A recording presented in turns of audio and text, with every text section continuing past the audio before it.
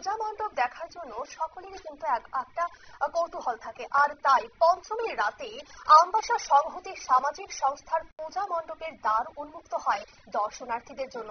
এক আড়ম্বরপূর্ণ অনুষ্ঠানের মধ্য দিয়ে পূজা মণ্ডপের দ্বার উদ্ঘাটিত হয়। শারদোৎসবকে কেন্দ্র করে বেশ কিছু সামাজিক কর্মসূচিও গ্রহণ করেছিল আমবাসার সংহতি সামাজিক সংস্থা।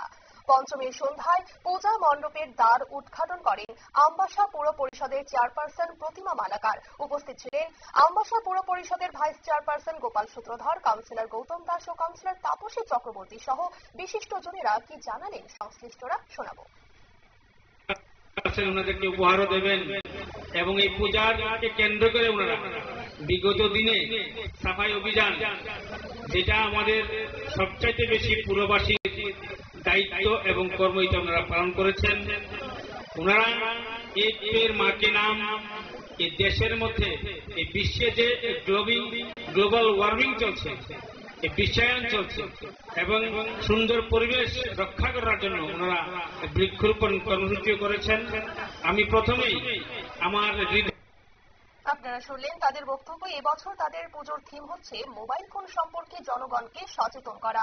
আর এই অনুষ্ঠানের মধ্য দিয়ে পুজোকে কেন্দ্র করে প্রবীণ নাগরিকদের শারদীয় উপহার প্রদান করা হয়। পাশাপাশি পঞ্চমীর রাতে আয়োজিত অনুষ্ঠানকে কেন্দ্র করে দর্শনার্থীদের ভিড় ছিল কিন্তু যথেষ্ট চোখে পড়ার মতো। নিয়ে নিচ্ছে ছোট্ট একটি বিজ্ঞাপন বিরতি, সঙ্গে থাকুন।